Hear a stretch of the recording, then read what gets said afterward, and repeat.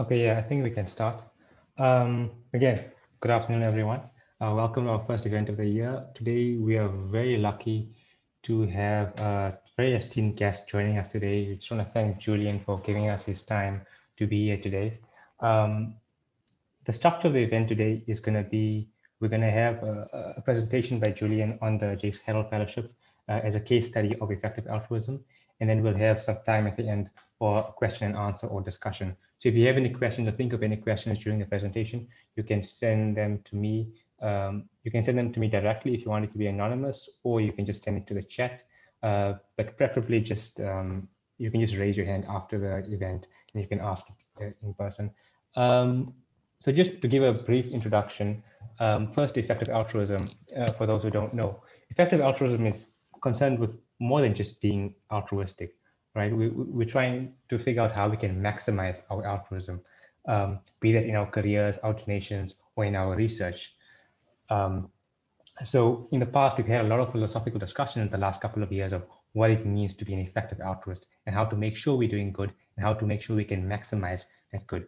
But this year we decided we also want to incorporate some case studies of organizations and speakers who we think really embody these principles, who might embody these principles.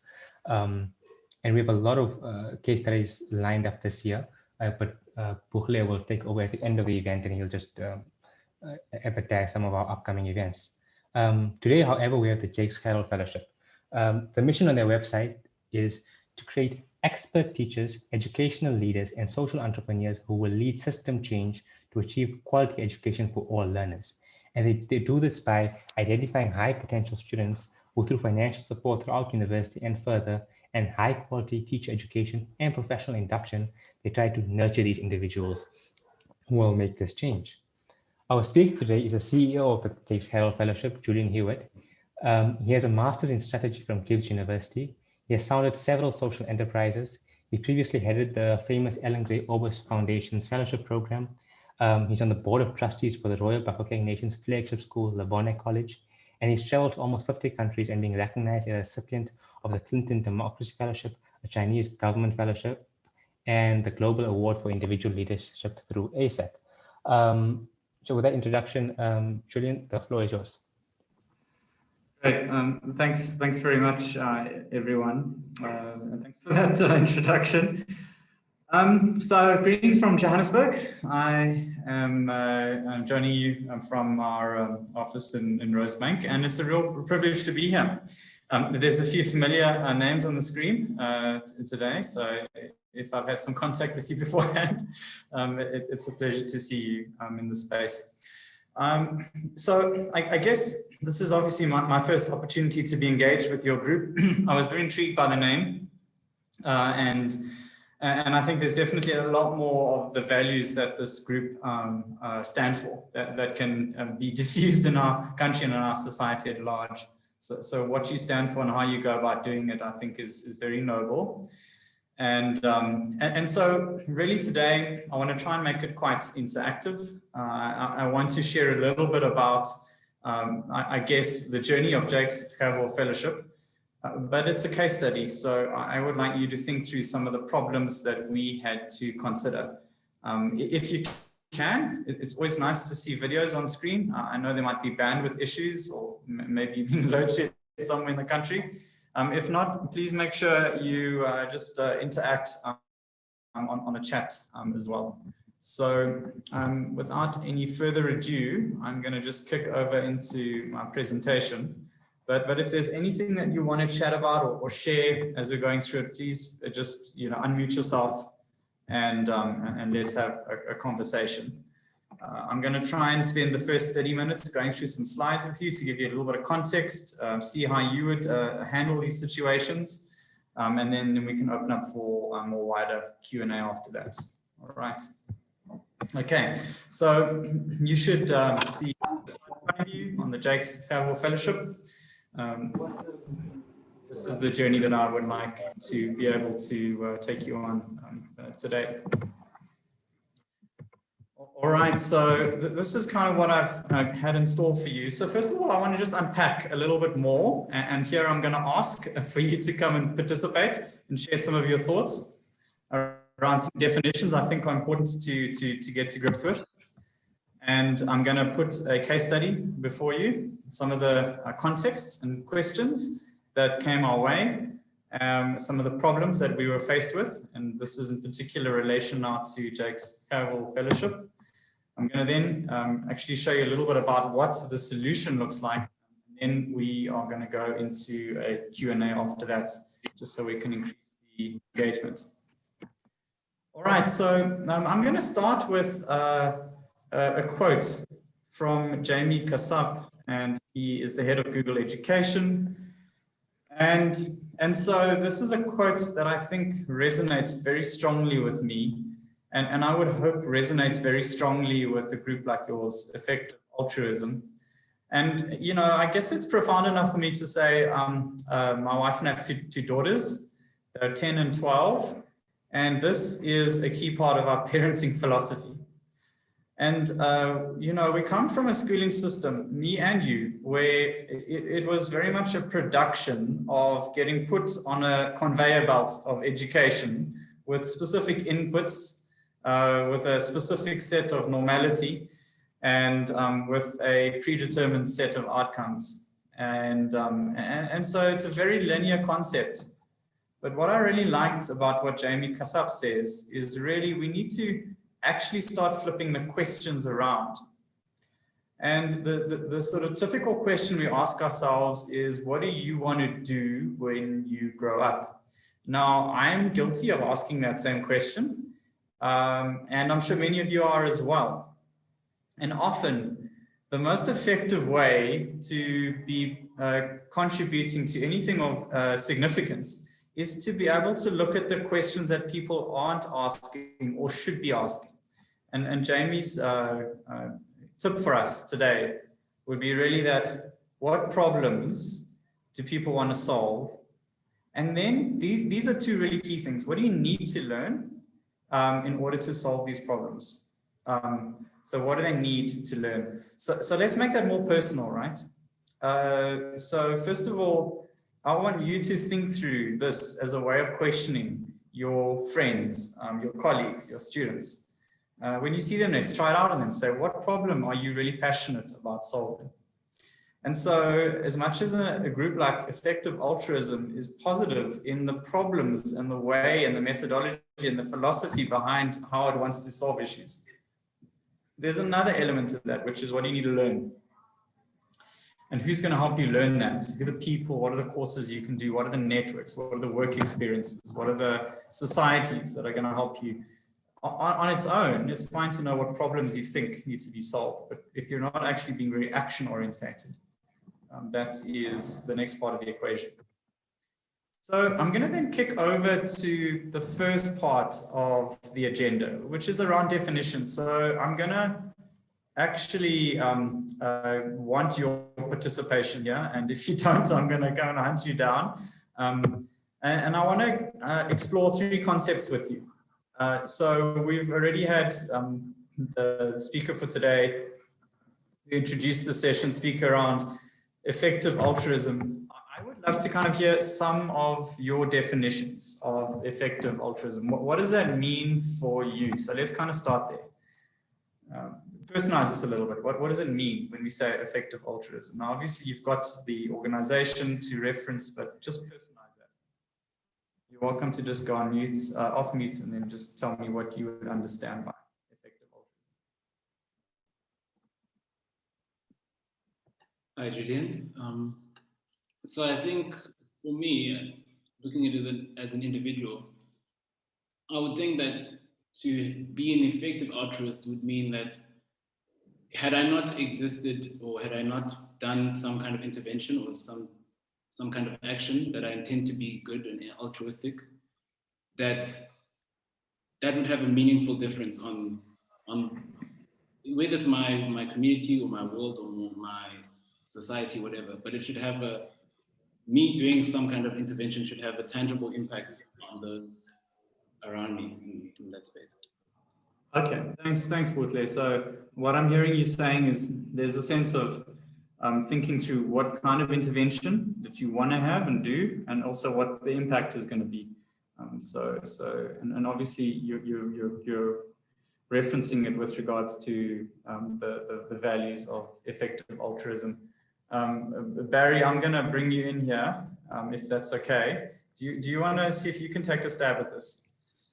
Sure thing. I think for me, effective altruism is this idea that we have to acknowledge we have limited resources.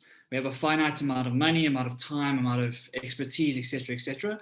And so we have to understand that there are trade-offs with every decision that we make. And so effective altruism for me is identifying those causes and those areas where we get the biggest bang for our buck, where we can really make the most out of our limited resources and try and use that as leverage to create the most good that we can make. So instead of just following a cause that is pulls on our emotional heartstrings, we want to look for causes that can genuinely make really, really big impacts on people's lives, even if they're not as sexy as other causes. Does that make sense? Thank you. That's great, Barry. Thanks so much, Barry and Wuhle. So I'm going to call on a few more people just now, but I'm going to go on to the next definition I think is helpful for us to unpack a little bit more.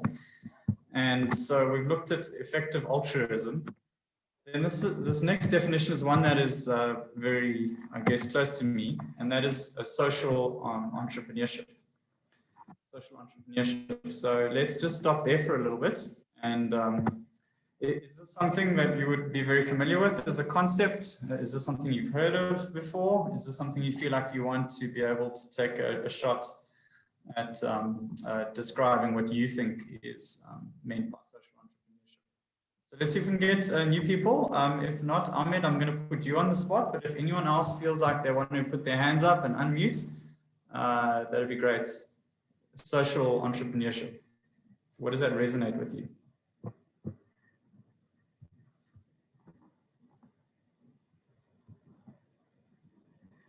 Okay, Ahmed, all yours. All right. Yeah, social entrepreneurship, I'm not sure. There seems to be a lot of debate within the effective altruist community when it comes to social entrepreneurship.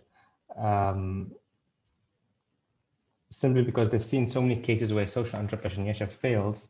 A lot of effective altruists suggest that, we need to sort of start rethinking it and not so much starting new social enterprises, but sort of scaling the ones that are currently there and that are currently doing very well. But it seems something that's very attractive in the beginning to start sort of a new social enterprise, but a lot of the time they just end up failing. All right, thanks so much for that, Ahmed. Anyone else feel like they want to contribute and add to what Ahmed said around social entrepreneurship?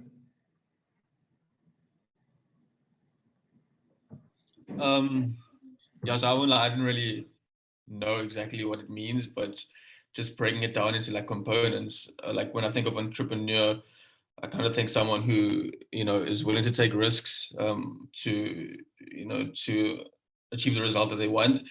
So I don't know, maybe like a social entrepreneur is someone, who maybe, is willing to take that risk and not, use a cookie cutter approach to impacting, I don't know, social change.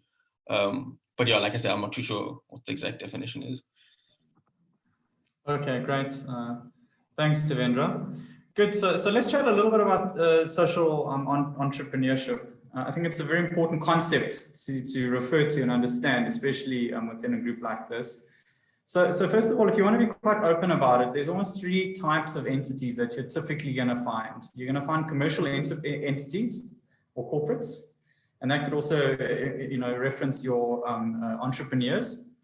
And so the primary driver there is there's a financial mission at stake. Now, whether that's increasing profitability or whether that's creating greater shareholder value, that's kind of like a very broad category in its own right.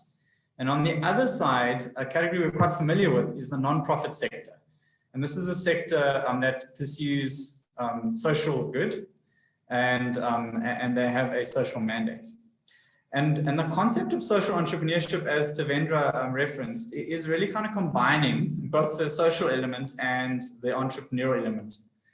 And so in a way, a social enterprise is really matching up both of those value sets. So you want to be sustainable, and you want to look at finding ways in which you can create value in ways that can be recognized financially. And you also look at wanting to solve a social problem through this kind of mindset. So you're trying to essentially apply a business mindset, if you want, to starting to unlock and solve some of these kind of key complex social issues. And there's a lot of debate at the moment around what kind of market economy is the best suited for our planet and our world. And so there's a lot of interest in the academic field of social entrepreneurship. And way beyond that, because there's a way in which you are starting to combine a methodology that we're quite used to already in terms of businesses and enterprises, but we're channeling that into solving social problems. But it's the entrepreneurial aspect which I really like about it. And that is, how do you innovate and think differently about it? And so obviously social entrepreneurship is quite a wide concept. And when you say that in the UK, it's going to be very different to South Africa, and it's going to be very different in Malawi. The way I would probably reference it in a South African context is how you are able to be very innovative in solving social problems with a business or commercial mindset. So that would be kind of a way in which I would reference it, but definitely something to kind of go into in more detail. Then I'm going to go to the last definition before we move on, and then I'll start getting you thinking around the kind of issues that we were dealing with at Jakes Gerwel Fellowship. So I'm going to share screen again, spoken about effective altruism and social entrepreneurship. And this is the last problem that least concept that I find very intriguing: wicked problems. Wicked problems. All right. So I'm going to stop there, and I'm going to see, even if it's just you being able to take a guess, what do you understand by the idea of a wicked problem? Lara, can I put you on the spot? So what I understand by this idea is actually responding to the critique that I had that I had on the quote of Julia Jamie Kassab, that you introduced earlier in your talk. So what the wicked word connotates for me is somewhat like English British influence. It may not be as much used maybe by other English speakers, but I may be mistaken. And definitely if people are just asked to solve problems that they see, they might be biased based on their upbringing, and it might cyclically privilege the issues that are more prevalent to those groups that have traditionally been more advantaged. So so effective altruism, also coming to the second point, should really respond to it by its ability to, its kind of like promotion of moral circles expansion to really, take care of those that are, not so close to us, and really to expand our impact toward, the wider areas. And then also I think that it is important to really lead children to kind of have to have the selection of the problems that they want to solve, to kind of motivate the thinking of, what situations are kind of like more shameful than the others, right? Or so that they really want to solve certain problems that really, can make the greatest impacts per unit amount spent of resources, time, etc. And can, not only be doing that, but be developing the capital dynamically to really address these most wicked problems. Okay, great. Thanks, Barbara. Thanks for that. So I like the way that you said there's a level of prioritization around what problems have the most impact or are the most relevant or important to address. And I also like the fact that you said that often problems can be quite biased towards our own context and lived experience, and then how we choose to essentially address that. And often the way we address that meets what we feel are our objectives rather than a broader objective. So I'm going to just share a little bit more around what the definition of a wicked problem is. And again, I think it's an important concept to be on top of. So we've spoken about effective altruism, social entrepreneurship, wicked problems. Let's just stop on wicked problems for a little bit. And so the reality is, as a society, we've got a hell of a lot more complicated and complex and sometimes chaotic over the last generation or two. We're a lot more interconnected, whether it's through airplanes or the internet or social media or globalization. And typically, our problems were a lot simpler with a lot fewer elements to understand and comprehend. And wicked problems are problems where they're very hard to solve because they're quite paradoxical. They require the input and engagement with a lot of different stakeholders in the right direction. And sometimes they're even very hard to recognize in the first place. And we've seen the emergence of a number of wicked problems. I'm going to speak specifically today around one of these, which is the concept of education. And these are issues that are really challenging our society. And it can be things like climate change, it can be global inequality, it can be education and access to high quality education. It can be things like immigration and migration issues. So there's a number of challenges that we could define as wicked problems that are at a global level, but it does mean that we need to apply a social entrepreneurial mindset to think through the complexity and the entrepreneurialism. And it also means that to have this altruistic aspect behind us is important too. So with that as a little bit of a base, I'd like to then go on to a case study approach. And so I'm going to essentially put on screen 6 quotes. And for me, these are at least 5 quotes. These are 5 of the quotes that I feel are incredibly effective in summarizing some of the most important or essential aspects of the problem that we were trying to solve for through Jakes Gerwel Fellowship. And so what I'm wanting to do is to put these 5 quotes up on screen, and then I'm going to ask you to come and join me in a conversation to unpack what are you seeing in these quotes? What is the common denominator? What are the opportunities? What are the problems? So I want you to be able to take these different aspects, almost like pieces of the puzzle. What is the golden thread that runs through them? So first one comes from an international education survey. It happens, I think, every 4 years. And this was particularly hard hitting in South Africa. It's an international study, but in South Africa, the study found that 78% of our grade 4 pupils could not read for meaning in their home language. So whether that was isiZulu, isiXhosa, English, or Afrikaans. The scary thing about that is actually the global benchmark was for grade 3 pupils. And even though grade 4 pupils took this in South Africa, 78% of them couldn't read for meaning. Why is that scary? The first 3 grades in your education are preparing you with the tools to read and understand. And then beyond that, you move on to then interpreting the information you read. If you can't read properly, or if it takes you too long to read, you literally are going to be a ghost in the system for the next 9 years. Okay, this is a more recent survey. Teaching was found to be the first choice career of only 49% of South African teachers. Again, big international survey. Of all the countries surveyed, South Africa was by far the lowest in this aspect, in terms of teaching being a first choice career. So here is a slightly alternative quote. It speaks into the last one. And this comes out of a McKinsey report. It's quite a dated one, but the message is still the same. The reference case in this is in Finland. They only allow the top 10% of their matric students into the teaching profession. And if you want to teach in a class, you need a minimum qualification of a master's degree.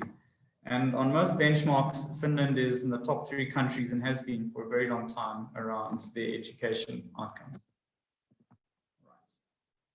Andreas Schleicher is the stats guru of the teaching education space around the world, and he said that the quality of an education system cannot exceed the quality of its teachers. And then to kind of speak into this idea of a wicked problem, the fourth goal, fourth Sustainable Development Goal from UNESCO is to ensure inclusive and quality education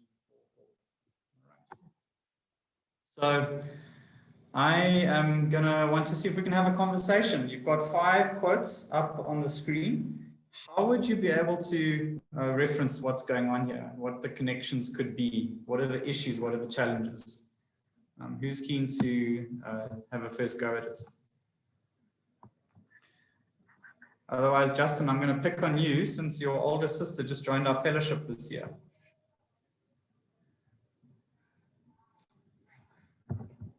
Yeah, I can chip in. I know for me, like one theme that comes up, it's not in all of the quotes, all of them, like the importance of teachers and how there's kind of like a twofold problem. The one is potentially like a quality problem, which is touched on, so maybe like the teachers, standard of teachers is not high enough. And I think the sort of interesting point on the second quote was a sort of like motivation of teachers and whether it's seen as like an aspirational career path or job and that sort of thing is more of a societal issue as sort of, do people aspire to be teachers? Do top students and young people aspire to be teachers? Is it seen as a aspirational job path, which I would say it's the standard social norm. I wouldn't say it is in South Africa, but maybe that's an issue and like underpins these bad education like outcomes at schools. Okay, thanks, Justin. Okay, if you haven't spoken yet and you feel you'd like to contribute to this slide, what are the golden threads that you are seeing from your perspective? What's on the screen? Hi, I'd like to say something. Sure. So I am a teacher. I'm doing my master's now in education. So I feel, especially with that bottom left quote about first choice careers, I think a big problem in our country is the job market.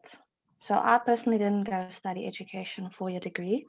I did a BSc in molecular biology. And for me personally, I felt I didn't want to go into science. I wanted to teach science, but I know a lot of my fellow students just couldn't find a job in that field and went into teaching. And I think that's the whole issue we also have with the PGCE versus the BA degree. A lot of people feel like people just do teaching in South Africa because there's no other jobs for them in their field. They don't want to go into a master's or whatever in their field, so they do the PGCE. It's 1 year, it's easy, and then you go teach. But now, after I have taught for 1 year, I felt the work environment was very difficult. It was not a lot of support and a whole lot of issues. And I think that also makes people want to get out of teaching. And I feel like some of these quotes also kind of put a lot of blame on teachers, but especially like that top left quote about the literacy, I think a lot of your literacy skills and aptitude should start at home. And in a middle class home, you do get taught those skills before you enter school. And I think all the responsibility cannot only be on the teachers. The problem lies a lot with that preschool language development. Thank you. Great. Sorry, who was speaking there? Kristen, sorry. Kristen, okay, great. Thanks, Kristen. All right, so let's just stop sharing. Sorry, I'm seeing the rest of my presentation. Anything else anyone else wants to comment on that slide that stood out for you? Yeah. Para, go ahead. Sorry, thank you. Yeah, maybe does this point on kind of 3 structural issues. The first one is that perhaps education would only be set to raise elites to fulfill certain requirements. So that is why many students are being left behind early on so that later they cannot catch up on. Then the second would be that, yes, this kind of related that this education may really not be relevant. Even if they gain such a schooling, they may not be able to succeed at the job market. The third is regards the prestige of education and learning, and that is it that students do not see kind of like more caring approaches as prestigious, and therefore, or maybe related to that, they would not be respecting the teachers. This makes this environment somewhat uncomfortable.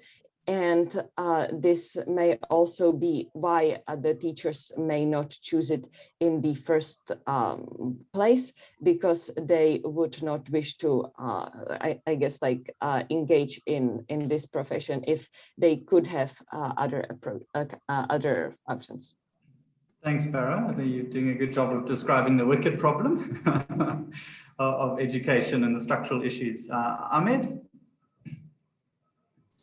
Yeah, I suppose just drawing on Kristen's point that we seem to be making this assumption that the standard of education in South Africa is related quite a bit to the caliber of the teachers.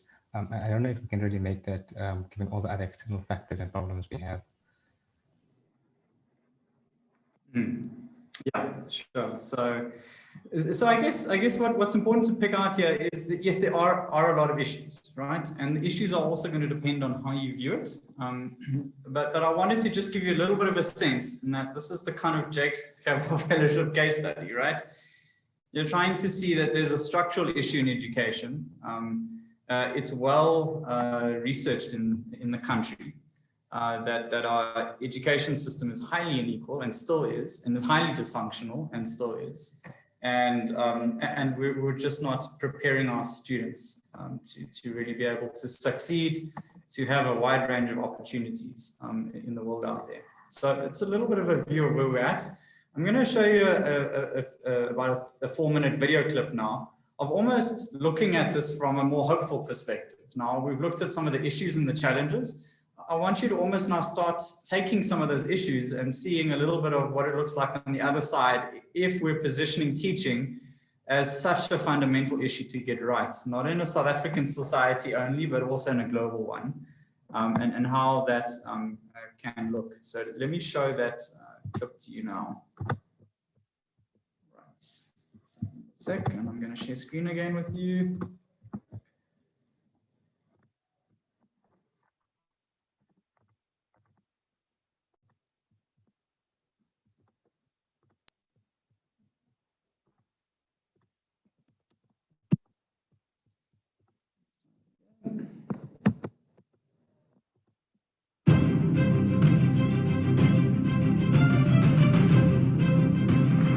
Your Excellencies, friends, on behalf of the Vaki family and the Vaki Foundation, I warmly welcome you to Dubai.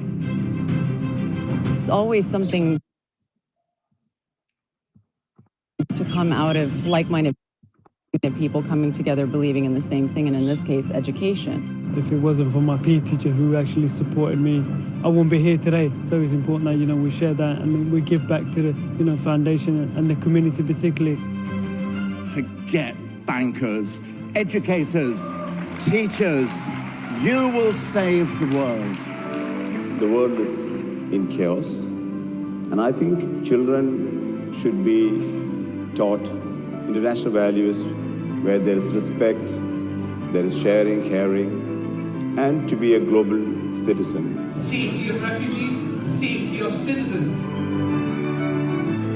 We are still bound by borders and geography. We're still bound by race and language. We are still bound by seeing our differences instead of applauding and understanding that eventually we're a human race. I will not be here today if I did not receive the quality of education that I received. What we're asking you to do is to provide us with a platform of education so that we can be prepared for the future. Being here, meeting world leaders, telling our story, meeting powerful, influential people, and mobilizing them to make change, that's why we're here. Please welcome Julia Gillard, Tony Blair. I come every year because this has now become the biggest education conference in the world. We train and give work to unemployed refugees. The winner of the trophy is Chatterbox. So this was the first interpretation by the artist of an ever-connected world. I think this whole idea of what can we do with this technological revolution, which we're all talking about, what does it mean for education? Because the classroom still looks quite similar to what it would have done 100 years ago. In 50 years' time, I suspect it's going to look very different.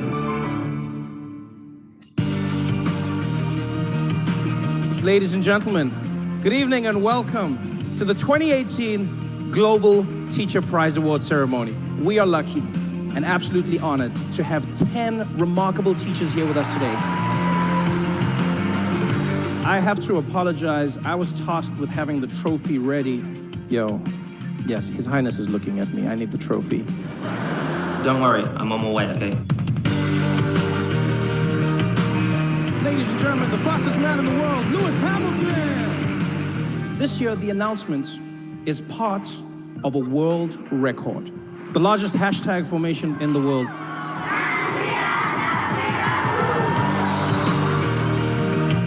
The 2018 winner of the Global Teacher Prize, Andrea Zafiraku. Ladies and gentlemen, His Highness Sheikh Mohammed bin Rashid Al Maktoum and Mr. Sunny Varkey.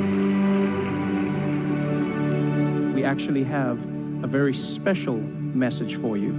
Your Highness, Your Excellencies, ladies and gentlemen, my warmest congratulations to Andrea Zafiraku.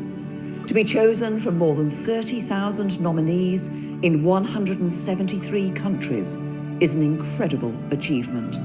To our winner, her fellow finalists, and every dedicated teacher around the world, thank you. I want to share this honour with my fellow teachers and wonderful students at Alperton Community School in Brent, London. Many of our students unfortunately live in challenging circumstances. The arts provide a sanctuary, a place where they can safely express themselves and connect with their identity. To all the students all over the world, I say, whatever your circumstances, that you have the potential to succeed in whatever your dreams may be, and that is a right that nobody should take from you. Thank you very much.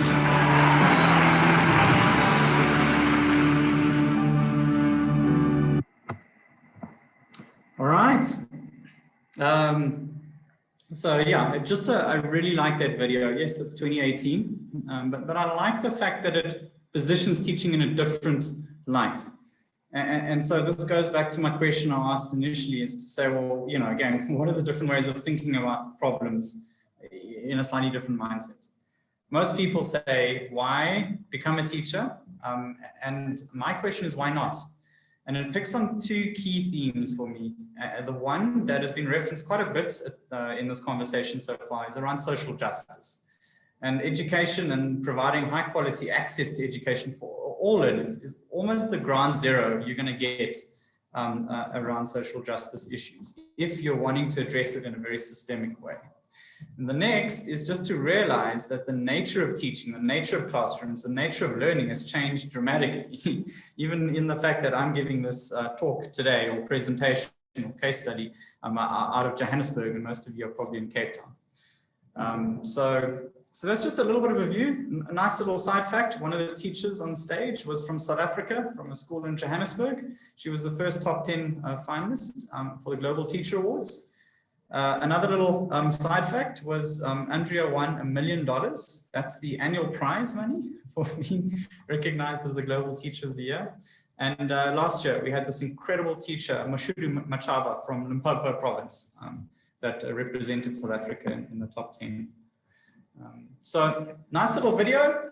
I'm going to show you a little bit of now, we've spoken about the problem. We've spoken a little bit about how to reposition this idea of teaching and its importance in society. I'm going to show you a little bit of a video on Jakes Gerwel Fellowship now. It's a short 2-minute animation, but it really brings across some of the key messages. And I want you to try and see if you can link that up to some of the conversations that we've had today, so that you've got a good idea of how we were able to action at least some of the issues that we've referenced.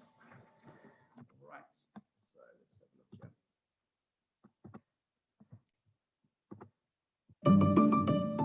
here. At the Jakes Gerwel Fellowship, we believe the future is created with intention. So we actively work to construct a world in which every child is enrolled in a quality school, staffed by expert teachers dedicated to releasing their learners' full potential. We also believe that it only takes a small group of people to create change in the world. Big thinking, bold dreamers who share our vision of the future and have the highest likelihood of solving the most pressing education challenges that South Africa faces.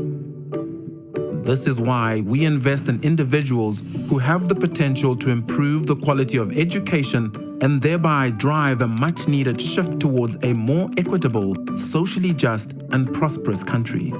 As a Jakes Gerwel Fellow, you will gain a launch pad from which to craft your impact in the world, an inspirational community that walks alongside you and supports your journey, as well as the best possible learning experiences to set you up for long-term success as an expert teacher, educational leader, or social entrepreneur.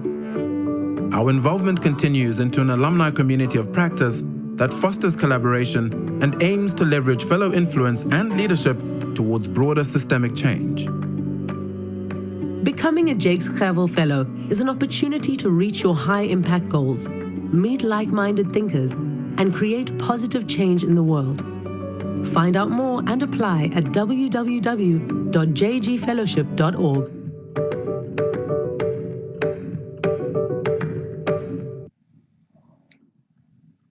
All right. So I appreciate we're running a little bit on in time, and I'd love to have some questions. So that video really kind of encapsulates the narrative, the story, our theory of change behind Jakes Gerwel Fellowship. But I want to just kind of go back in time and reference our journey a little bit. And so this is our second cohort. We started in 2017. So our first cohort joined us in 2018. These are students doing an undergrad first at UP and UCT. And by our first year, we were 17 students. Then we went up to 42. We were at 70 students last year with 3 cohorts behind our name. And now it gets interesting. So now we go into 2021, and we're close on 135, if not slightly more than that, students. We are at UP and UCT, and we have also got a graduate program that launched last year that includes WITS and UJ, as well as UP and UCT. So we've got 135 of these Jakes Gerwel Fellows that are part of our cohort. The exciting thing for me, though, is to understand the longer term trajectory in addressing the systems here, and that these students are going through their PGCE for the first time this year. So we don't have any teachers yet, and about 50 of these students are doing their teaching diploma. They've done their undergrad degree, and will be joining the teaching profession for the first time next year. And really, just to kind of encapsulate the video, this is the vision. And so we're not just targeting expert teachers, but we're looking for people who are going to be movers and shakers in the space, whether they're going to lead change in schools or in the broader educational space, or whether they're going to be at the forefront of leveraging technology solutions to provide great access and high quality at that to learners across the country. We feel that these are the students that will be behind this hopeful education revolution in South Africa. Maybe the last slide from my side before I kind of open up for a bit more broadly on the question side is this graph that you're seeing in front of you just gives you a sense of where we're at in terms of a much longer journey behind the Jakes Gerwel Fellowship. It is a wicked problem that we're tackling, and there's a lot of complexity in this, and you need to have a very long-term vision and solution in mind in how you tackle a wicked problem. And you will notice that our 135 students barely make a dent in the number of people on our cohort. But we will be at around 2,500 Jakes Gerwel Fellows in the education space in a generation or two from now. And that is where we are hopeful that there will be some very interesting systemic impact coming through. So I'm going to stop it there. Now, I don't know if this is what you wanted or you didn't want today, but really I just wanted to give you a little bit of a view of the 3 kind of contexts that are important. What is meant by this idea of altruism, effective altruism. How does that link up with social entrepreneurship? And also thinking through what this means in terms of wicked problems. And in all of these things, we then come back to Jeremy Kassap's quote, which is, what is the problem that you are most passionate about solving, and what do you need to learn? Those are the two key things. What I've shared with you is a few quotes that essentially were presented to our board members, and we're 4 years into the journey, and we've had funding commitments of over 200 million Rand behind this so far. So we're very passionate about the impact we feel we can make in the space, and that's really a little bit of an insight into the journey. So I'm going to stop there. And, you know, if there's questions where you feel, well, you sped over lots of things, tell me a little bit more about X or Y or Z, or how did you approach this, or what are some of the challenges? I'm very happy to kind of take that now. So thanks. Thank you very much for the presentation, Julian. It was very informative. I definitely learned a lot personally. Do we have any questions for Julian now? You can tell in the chat box or just start speaking. Oh, I see Kristen's hand is up there, but let's go to Vitesh, if that's all right. Kristen, we'll come to you next. Sorry. Hi, Julian. My question just relates to one of the problems that was pointed out was the home language aspect of with regards to the fourth graders. How do you plan to overcome the fact that we're such a multilingual country with regards to the teaching aspect of getting teachers of various language groups, essentially? Yeah. So Vitesh, look, I guess to start off with, that's a very good question, and it is a big issue that needs to be addressed, and it's not necessarily going to be something that we are specifically focused on. We're specifically focused on finding and developing individuals that will solve these issues over time, and language barriers being one of them, particularly around reading and writing. So what was fascinating about that quote for me is it doesn't matter if you're learning in your second or third language, but as long as you're learning in your home language. And I think that's the key here. Once you've grasped that ability to learn, even if it's in a home language, there's a much easier opportunity to transition that into the lingua franca of your schooling environment. We work very closely with an ecosystem of organizations, one of which is called Funda Wanda, and they're actively targeting that space in a Reading for Meaning program. And they've been very involved in that, in very rural areas and settings from Limpopo to the Eastern Cape. And so we're very excited about having some of our Jakes Gerwel Fellows join them in that kind of intervention. So it's a really big question that we need to answer, absolutely.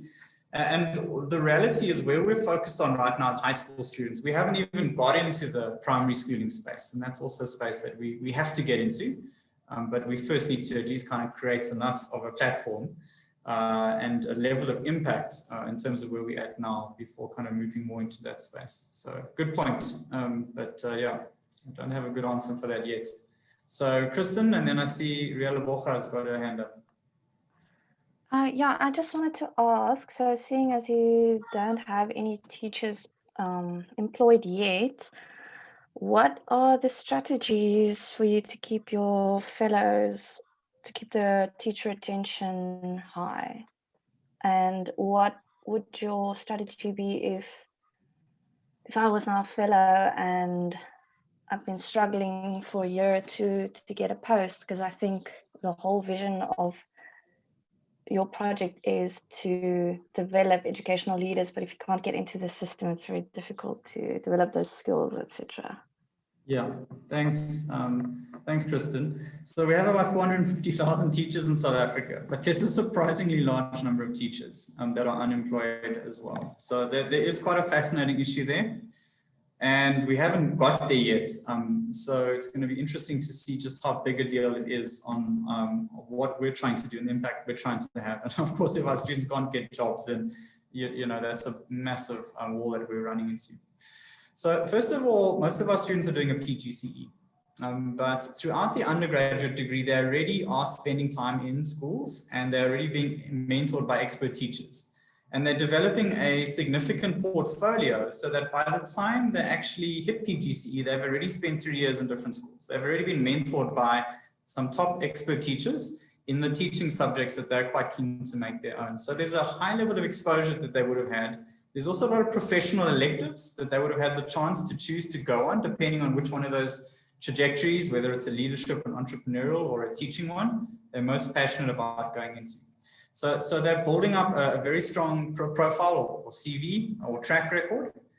The other big thing is we've got a big database of schools and teachers and principals and some good institutional contacts that we would definitely be drawing on to find very helpful, impactful teaching experiences for these students. The last thing that's also an issue, Kristen, and you didn't touch on this necessarily yourself, but there's part of it implied in your question, is one of the biggest issues is getting a job. Let's assume you've got that, but also being resilient enough to staying in the teaching profession. There's a big dropout rate. It's a big inflection point. And so a lot of people that have gone into the teaching space with a degree or PGC behind their name, and then they land up in a school where it's not supported, or it's a very dysfunctional environment, or a very antagonistic environment, or whatever the case might be. There's a very high dropout rate at that stage. And part of our fellowship program is that you are part of a newly qualified teaching initiative for the first 2 years of your professional career.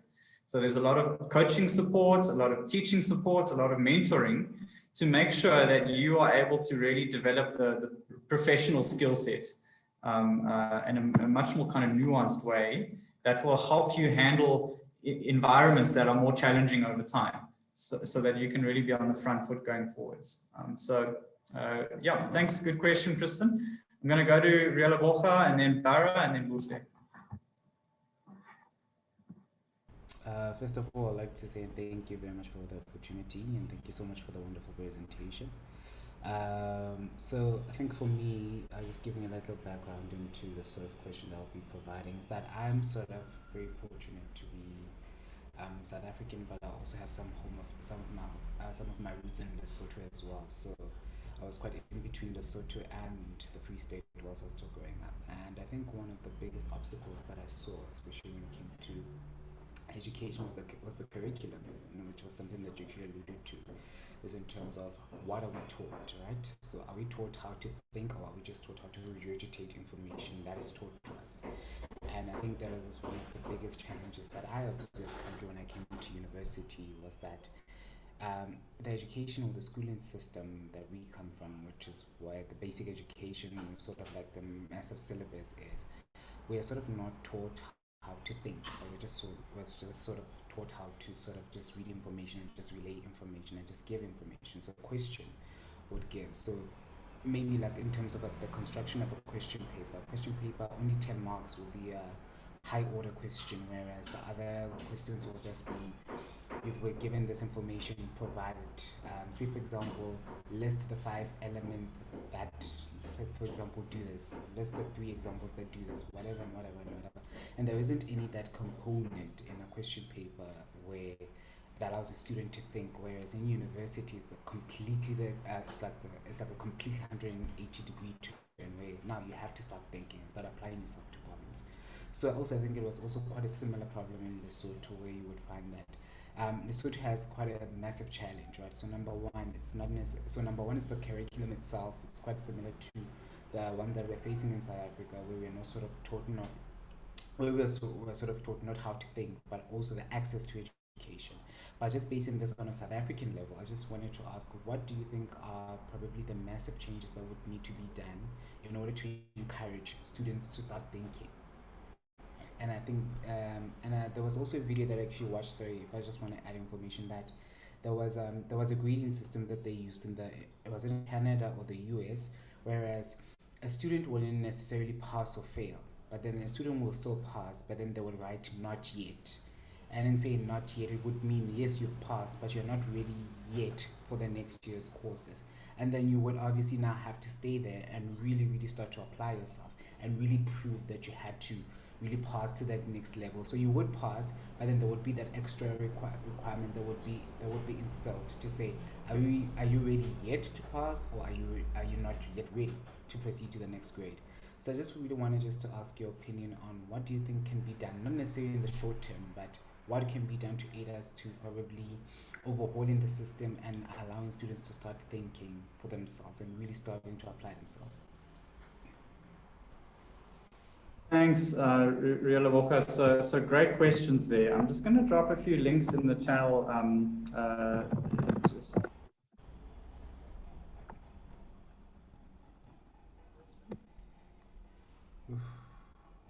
Right. Okay, so just a few links that I'm dropping in the channel now.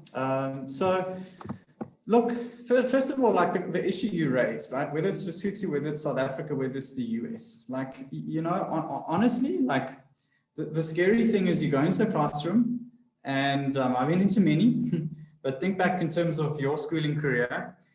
There's a blackboard in front, and there's desks, and there's learners in the desks, and there's a teacher in the front, and this teacher is the one that has the knowledge and then departs that to you, subject by subject, year by year, and that's the process of education. And the education system is basically mirrored on the factory floor environment. And so the education system was there to support the economic needs. And the processes that are going to our education system are very similar to like literally going onto a factory floor, having inputs and then coming out with a certain output and outcomes at the end. The world is really struggling with the question you're asking right now, and I really want to, reference that. And so let me even put it in another way, right? Obviously, we easily, well, our first point of departure is to draw on our own experience. But go back last year, in the height of COVID, 86% of learners around the world couldn't go to school, 86%. And the reason for that was the education system was not able to be adaptive into the kinds of technologies most people are using in a very consistent everyday lifestyle, whether it's like social media, whether it's the 30 million smartphones in South Africa, or whatever the case might be. So there's so many interesting kind of narratives there to say like the world hasn't got this right. And we have a sense of what's important to know, but no one's really been able to combine this in a way that makes sense for people. Now there's a lot of kind of words like mindset, entrepreneurial mindset that are key. We speak about the fourth industrial revolution and the kinds of competencies that are very important there. And, so there's kind of aspects that we know an education system has to incorporate, and it's more of a way of thinking than the actual content that we are able to show in a book or a test at the end of the day. And I don't think we've got that right almost anywhere. And the difficulty is we have two colliding systems. We've got a new game and an old game, right? And at the moment, if you try and play like a new game with old rules in place, because they're still out there, you still got to get through matric, you still got to get a good grade to get into university, you still got to get a degree to get a good job. If you start playing the rules too quickly, too differently, society is going to hammer down on you. We haven't figured out what that middle ground is, so that the wicked solution that we're proposing answers a lot more of the issues that our current system can't. And until we get that right, whether it's Lesotho, whether it's South Africa, we're all kind of like on the same space there of trying to address that. That's exactly the kind of issue that we're hoping Jakes Gerwel Fellows will be at the forefront of solving, is bridging those two worlds into a very exciting new reality. Ahmed, I know it's 2 o'clock. I'm very happy to... Oh, thank you so much, sir. Thank you so much. I know there's a couple more questions. Barrett's raised her hand. I'm happy to take that. What I am going to say as well to Riela, one of those links, go check out that last link. That's Machudu Mugaba's story. She was our top 10 Global Teacher Award finalist last year. She's in rural Limpopo. She's using technology and project-based learning in a context that most people would say, like, what's the point? How can you actually have an effective schooling environment in COVID, in rural Limpopo? She's one of our most high-profile teaching ambassadors. So go and see what she's done with her challenges and the solutions she's proposed.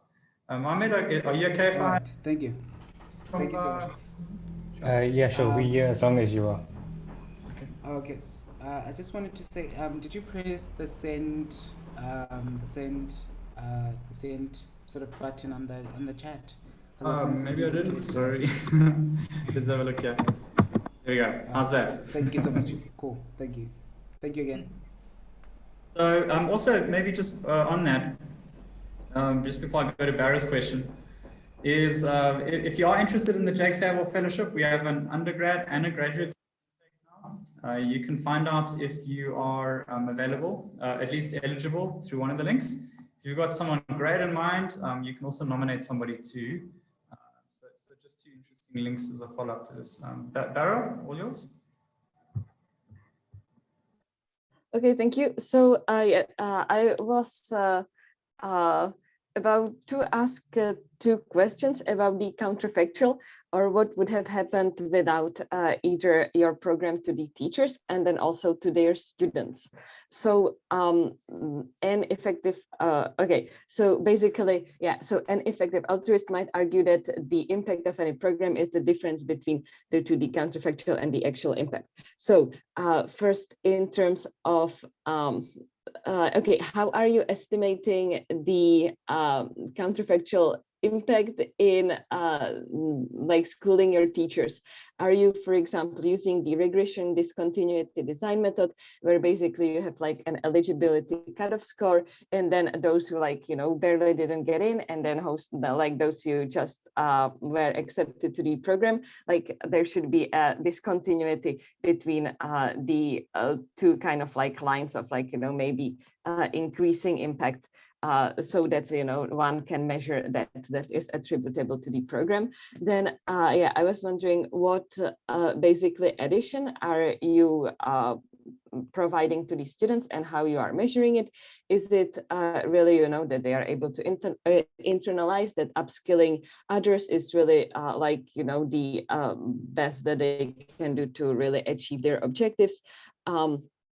So that's, I guess, so that they can advance justice and social equitability in South Africa and perhaps beyond, as opposed to kind of like reflect the traditional power structures, being that kind of like, you know, being able to present as a shiny, flashy graphic, or just a video that is made to attract attention, perhaps through appealing to biases and to through like highlighting one as an individual that's really, you know, like achieved such reflection, as opposed to, you know, like highlighting the counterfactual impact that one achieved through really upskilling others, so that they can advance the objectives that are best overall.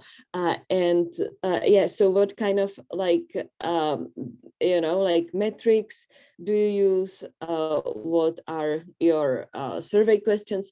And then kind of like a meta question on this is like, do you have to like kind of like suffer the reflection narrative to motivate teachers to join, and then tell them like, oh, like, you know, it's actually not about you, it's about, you know, like you have to upskill others to solve the problems, and like you will not be highlighted, but it's like, you know, this fundamental enjoyment, right? Like that's where you like really find out, you know, what matters and stuff. Geez, Barry, you asked a lot of questions there. I'll see if I can try and do some of them justice. I've just had a chat to Ahmed. I'm happy to go on for a little bit longer. So if you need to drop off now, you're welcome to do that. I don't have any immediate time commitments, so I'm happy to go on for a little bit longer. Maybe you can talk 2:15 or 2:20, and then we'll call it there. If that's all right for you. If you need to drop off now, no problems.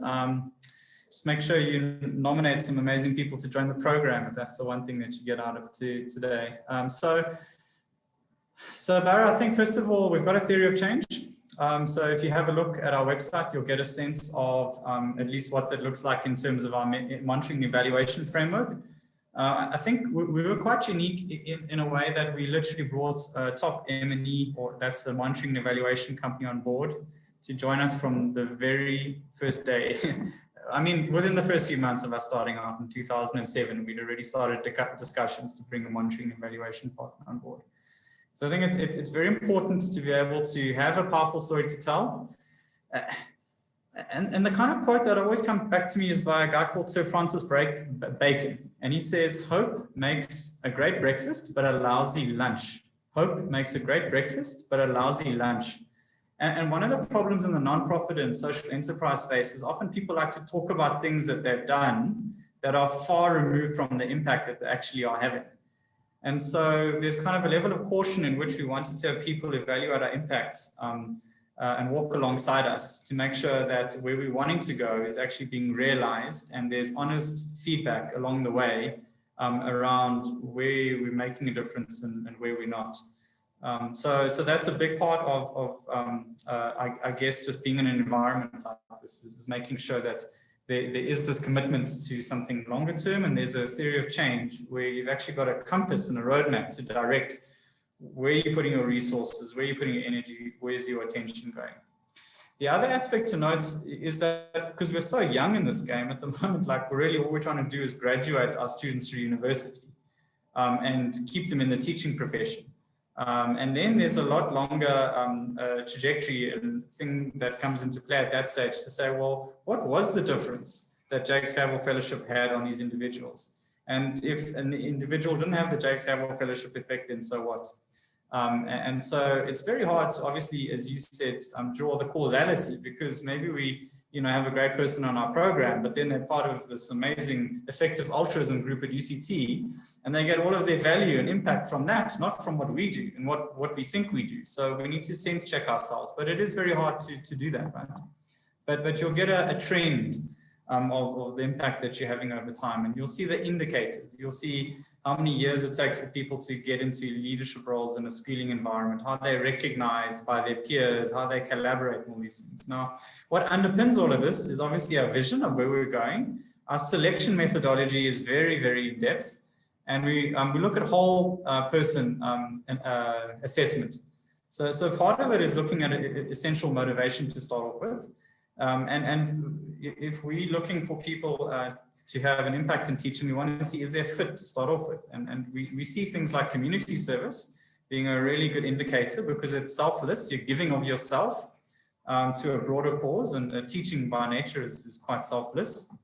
And also whether or not you've had a lot of active engagement around things like tutoring as well. Is there a natural affinity with how you're able to share knowledge with your classmates and your peers? And do you do this on a regular basis? Those are great indicators up front. What we really look for, though, is to say, we're not just about developing 2,000 amazing maths teachers. We want people that can be embedded in the system, understand it, and look for opportunities to have change in those three pathways I mentioned. So we look for behavioral competencies over a 3-day assessment center. We look for things like strategic outlook, change leadership, innovation. These aren't typical things you'd expect from a teacher, but we also look at how they powerfully can communicate learning outcomes, how they actively collaborate with other individuals, how they have a strong focus on excellence in the quality of their work. So we look at 8 competencies in our selection process, and that underpins the starting point in your journey. And at the end of your degree, we expect you to develop those 8 competencies to the next level, and then the next level and the next level, depending on your professional trajectory. Because if you're developing that in a level of consistency over time, you will have people that have the ability to be contributing to supporting your vision. So that's kind of the bigger narrative of the monitoring and evaluation process, and how it's embedded in our selection and our program. Right now, in about a week, I'll get the first feedback to say, how's our program done in developing those competencies? Can we see a shift in the people we selected 3 years ago? And what are the trends in that? And can we attribute some of this to Jakes Gerwel Fellowship and some of it to effective altruism? I don't know yet, but we're very intentional about that. You've got to get that right. You've got to be very, very, very focused in a journey like this. When we talk about having impact by the year 2065, if you're 1 degree off course right now, you've missed the mark in a generation. So you've got to be very intentional about that. So good question. Thanks. Okay, anyone else want to put their hands up and ask a question? What I'd love to do, if there's no more questions, give me 5 minutes of your time, or 4 minutes. I want to show you that video of Machuru, right? Because it's easy to talk about expert teachers and all these fancy things people are doing, but let me show you what this looks like in a practical, real sense in a really down-to-earth school in South Africa. Can I do that? Would that be all right, Ahmed? Okay, let's see if I can show you that as a closing video. All right, go back and share, and let's just see if I can go right to the end of this presentation.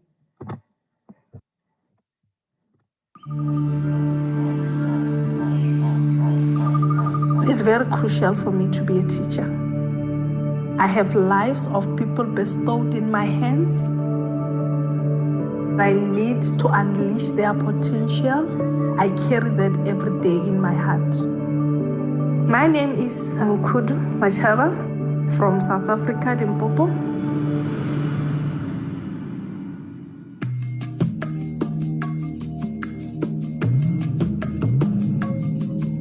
Most of the parents here just put their kids to school because there's nothing they can do at home.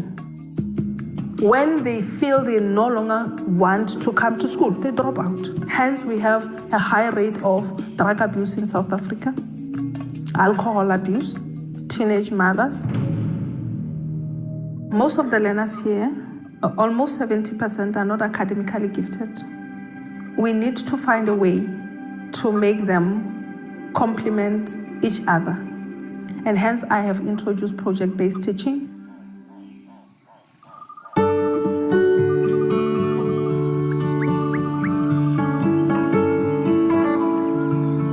The Marula project came because we have the Marula tree in the yard. The tree was facing a threat of being cut. Now we decided to brainstorm with the learners. What can be done so that we sustain the tree? Those who are academically gifted, they can go and make the research. Those who are not good, they can collect.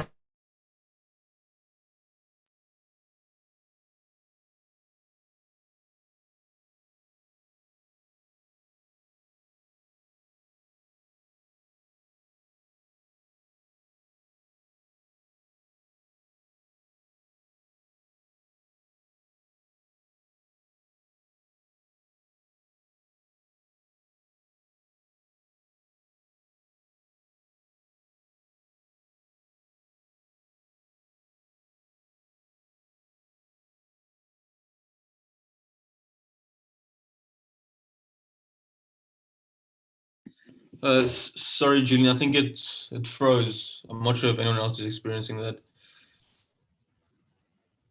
Yeah, it seems to have frozen. I think we lost connection with Julian. Send a message. Okay, I'm going to just wait for Julian to come back. If he does come back, just want to thank all of you guys for coming as well. I think Julian had a very good talk and it was a very nice discussion. I hope this piqued your interest in education and the issues that face South Africa in regards to education. But I also hope that this piqued your interest in. Let me let Julian speak again. Okay, sorry about that. I think we must have the power outage here. All right, so I think let's call it there. Go watch the rest of that video and you'll see it would be amazing to have a lot more people like Mashudu at schools across Lesotho, right? And that's all right. I appreciate it. Thank you so much, sir. Thank all you. Right. Okay, thanks, Simon. Thank you very much, Julian, for coming. And thank you to all the participants. The discussion and the questions were very interesting. Thanks for all the engagement. I'm just going to send some links here to giving you an idea of what Effective Altruism has spoken about on education and teaching in general. For those who are very involved in the Effective Altruism philosophies, you will see that they are sometimes hesitant to recommend teaching and education, but they do make a lot of distinctions with education, specifically in developing countries. And also, a lot of the time, the recommendations which don't prioritize education rest on some assumptions in the first principles, which if changed, would recommend it immediately. It's just sometimes a little bit of a measuring bias. So yeah, that's that. I've sent some links you guys can have a look out. Again, thanks everyone for coming. Thank you, Julian, for giving your time. It's a really great discussion. End it off here. Oh, and just one more thing. Bokle, you want to give some announcements about what's coming up in the future weeks? Yeah, sorry guys. So thank you again, Julian. This was a lovely talk. Really learned quite a lot, and I'm quite glad I was able to organize this. Going on to effective altruism, yes, please, can everyone follow us on Instagram and share these events? We think we want to grow our network so that we can expose people like Julian and other interesting speakers we have to a greater world and to more talented people who can help Julian and help other people solve these problems. So firstly, yes, please can you just share the links that you get for our events and try to join effective altruism. We have in the next 2 weeks, 2 separate events. One will be talking about some work that effective altruism is trying to do with the Food Fortification Initiative, which will be on the 7th of April. So that's next week, Wednesday. That one will be in the evening. It's around 6:30. And then on the same Friday, we have Julia Wise, who's from the Center for Effective Altruism, who will speak about effective altruism and how you can implement the philosophy and the values of effective altruism in your actual life. So thank you guys for coming, and we do hope to see you in our next events and for you guys to join us and help us run these different events. But yes, that's from me. Thank you. Oh, thank you guys.